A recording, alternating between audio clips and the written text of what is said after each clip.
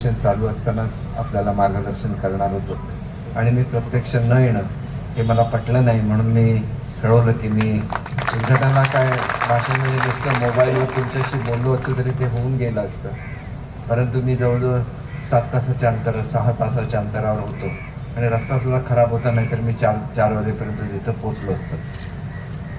एक गोष्ट मी तुम्हाला सांगतो की हा नेहमीच सकारात्मक राहिलेला आहे आणि त्याच्यामुळे शिक्षकेतर कर्मचाऱ्यांमध्ये अर्धवेळ आणि पूर्णवेळ ग्रंथपाल होते. त्यांना 1500 आणि 2500 रुपये एवढं फक्त मानधन मिळायचं. मी मंत्री झाल्यानंतर हे मानधन 1500 वरून थेट 14,000 वर केलं. आपल्याला सगळ्यांना माहिती आहे. अर्धवेळ प्रयोगशाळा होते, त्यांना 2000 रुपये मानधन मिळत होतं, ते 2000 वरून 12,000 रुपये केलं. तसंच आपल्याला माहिती आहे कनिष्ठ लिपिक 2000 होतं, 10,000 रुपये केलं. चतुर्श्रेणी कर्मचाऱ्यांचं 1700 वरून 8000 केलं. म्हणजे नेहमी विचार करत असताना आम्ही या गोष्टीचा मान्य केलेला आहे आणि माध्यमिकचं जर मान्य केलेलं असेल तर मी उच्च माध्यमिकचं मान्य केलेलं असेल तर मी गेल्यानंतर 100 केलं असं नाही.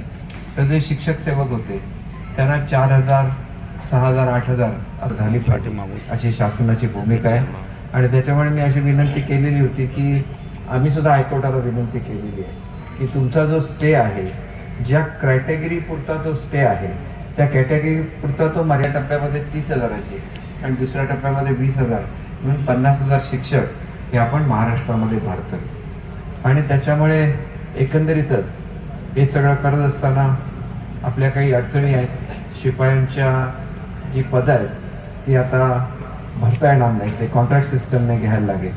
त्याच्यामध्ये कॉन्ट्रॅक्ट सिस्टमने घेत असताना सुद्धा त्यांना पुरेसं मानधन देता येईल का ह्याच्यावर सुद्धा मी निश्चितपणे विचार करेन, कारण शेवटी आपल्याला अगदी अपुऱ्या मानधनामध्ये कोण काम करू शकत नाही आणि त्याच्यामुळे एकंदरीतच शाळांचा कारभार चांगला चालला पाहिजे. आणि दुसरं असं झालेलं आहे की माध्यमिक फारसं शाळेचं आम्ही त्याच्यामध्ये गव्हर्नमेंट स्कूल नसतात. मराठवाडा बघायला तर सर्व ठिकाणी हायस्कूल्स या खाजगी संस्था चालवतात आणि त्याच्यामुळे खाजगी संस्था आणि शालेय शिक्षण विभाग ह्याच्यामध्ये सुद्धा चांगला समन्वय राहिला पाहिजे.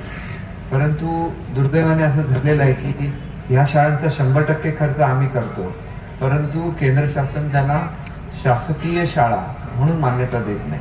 त्याच्यामुळे याच्यामधले जे विद्यार्थी आहेत ते केंद्र शासनाच्या अनेक योजनांपासून वंचित राहतात. केंद्र शासन म्हणजे पूर्णपणे ह्या केंद्र शासनाच्या योजना नसतात.